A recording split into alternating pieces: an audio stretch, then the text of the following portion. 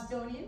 I started up in Belmont. Parents got divorced, and instead of being like the Jeffersons moving on up, we got downsized and simplified. For a 4-bedroom house in the Hill to a 2-bedroom apartment in the Ville. That's right. Somerville, if you don't know what I'm talking about. Back then we called it Somerville. Yeah, and I liked it back then because you know why? People were hardworking, loyal, and real. You know, all the things that people find offensive nowadays. You know, and it also made me an optimist because I mean, things can only get up from there. You know what I'm saying? But actually, my mom raised 3 girls, and she was actually a trendsetter. You know, she was ahead of the curve with words of wisdom and like all these like positive affirmations. She used to say like, "Be an engine, not a caboose. Be a leader, not a follower. Walk to the beat of your own drum." It's like you're ready for school at 3 years old and have 2 different colored sneakers. She was like, "I didn't mean like that."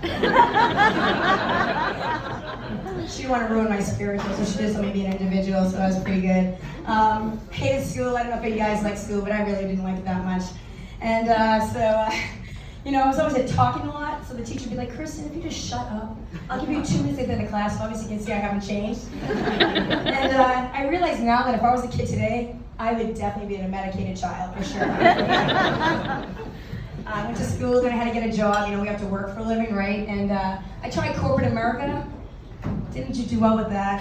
Yeah, it wasn't my type of scene. And I know you're gonna think it's because of the toxic men. No problem, I'm from Somerville, that was easy. I was like, "Hey, listen, not your mom, not your wife. Here's a line, don't pass it, we're just fine with each other, okay, everybody?" Now, I had a problem with the wicked women. I don't know if you ever experienced them, ladies.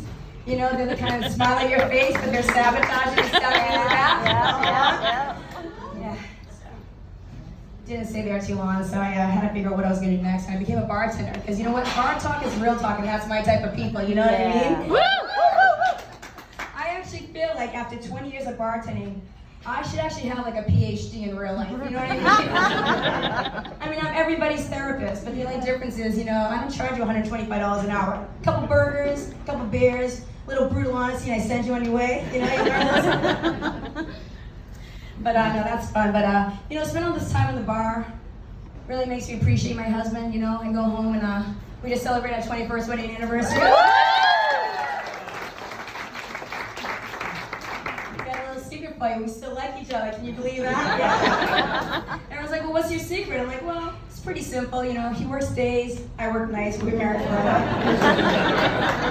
You know, you can watch whatever you want to watch tonight, honey. Another secret is he's the king and I'm the queen. So like for instance, the other day I was at a party and I was like dishing him a plate. And all the women looked at me like, "Oh my God, are you dishing his plate?" And I go, "Well, like, yes, I am." And I might fuck him later, 2 ladies, you know? I don't know, Mom always said you get more sugar than you do with vinegar, so I try it. Any parents in the house? Parenting is a little bit more challenging, you know, trying to get that alone time. You have to be a little bit more creative. But I think nobody realizes how to do it. You know, you have to kind of channel your inner teenager. You know, like you have to go back to those days when you're like hide from your parents when you're having sex. Same thing with the kids. Go in the bathroom, turn on the shower. "Mom, are you in there?" "Yes, we're fixing the shower. We'll be out in 5 minutes. Go back and watch your movie."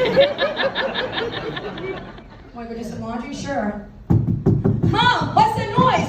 "I'm fixing the washing machine with Dad. We'll be up in 5 minutes.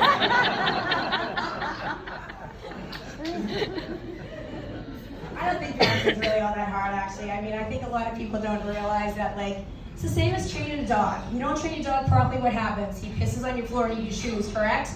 Right. Same thing with kids. You gotta love them, you gotta nurture them, but they have to know who's boss.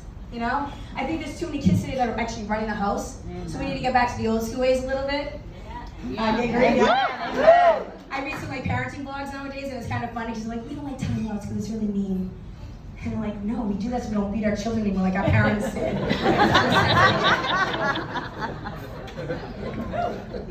I think one of the hard things about parenting though is the outside forces. You know, like the other day, bullying is a big problem. I don't know if you ever heard about that. Mm-hmm. I experienced it the other day. I got to the schoolyard. I saw them. A coffee cup and Lululemon. Seen out of Mean Girls. And I'll tell you, I don't know how they do it. They leave school, they go get a job, get married, they come back, they take up right where they left off. You know, it's like, really, ladies? You're already picking up who's your friends and who's not? And I mean, if you're not in the clique, you're screwed, because not only does your life suck, but your kids' life sucks too. Luckily, my son's an individual, so he didn't really care. So like when they walk up, he goes, so like, which one's yours? I'm like, right there. How many kids do you have? Like, one?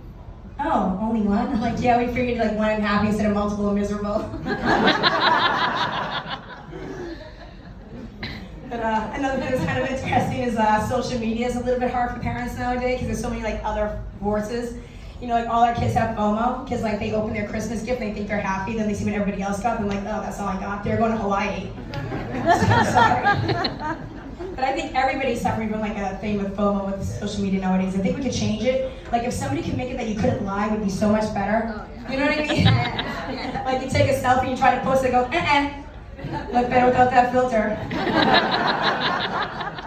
You put a couple friends on a picture and everyone's like taking pictures like these perfect family pictures, and it really says, you know, we really don't like each other. We just put these shirts on so we can take a photo and make everybody else jealous.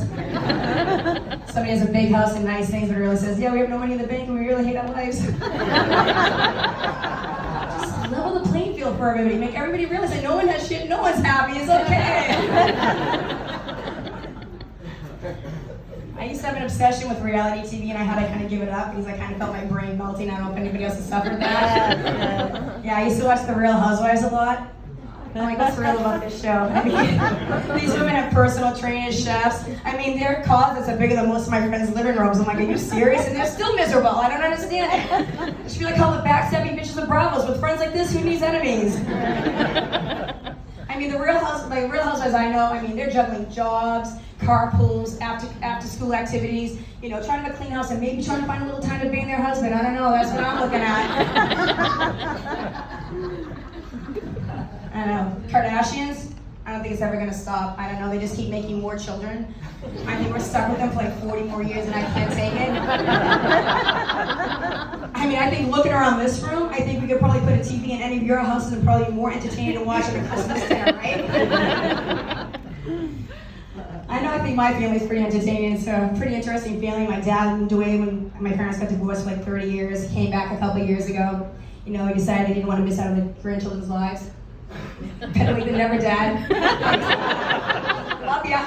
But, no, it's kind of great because it's really fun to have him around. My mom's remarried, and she's like, oh, just bring him along. So our holidays just like one big happy family, all in one house. It's so entertaining.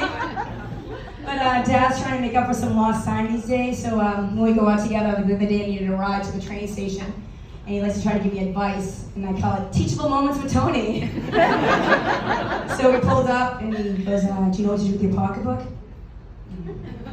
I looked at him like, did you hit your head? Just wake up from a nap, Rip and Winkle? And then I realized, like, oh yeah, he's been gone for 30 years. He probably thinks I'm still 9 years old. Like, Daddy, what do I do with my pocketbook? But no, I love my dad. We're a lot alike, so we kind of like butt heads because we're both very opinionated and strong-willed, but I learned how to get what I want because I listen to him. And I really love him, but he has some really great lessons that I've learned from him. Like one, what not to do in marriage. Married 4 times unsuccessfully, I might add. But in his defense, it's really not his fault. I mean, he really went after like the trophy wife instead of the life partner. And I don't know if you know anything about trophy wives, but they're kind of like a sports car. You know, they're fun to drive, look good, but they suck in the snow and they're really expensive to upkeep. But I will say, I did learn something really good from my dad. It's probably the best lesson ever. How to deal with obnoxious lines from men, because he's the king of it.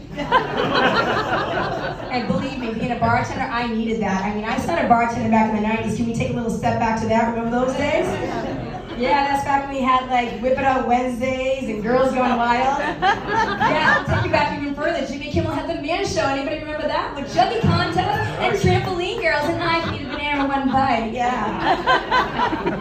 I'd go to work just trying to do my job, and guys would walk over to me and say things like, God, are your legs tired? Because you've been running around my head all day.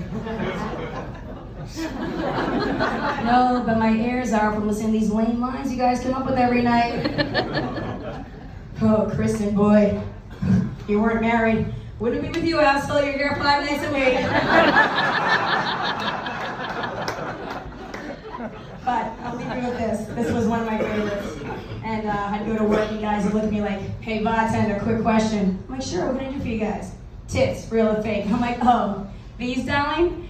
Real, 34C, but don't worry, because you're never gonna see. Guys, I'm gonna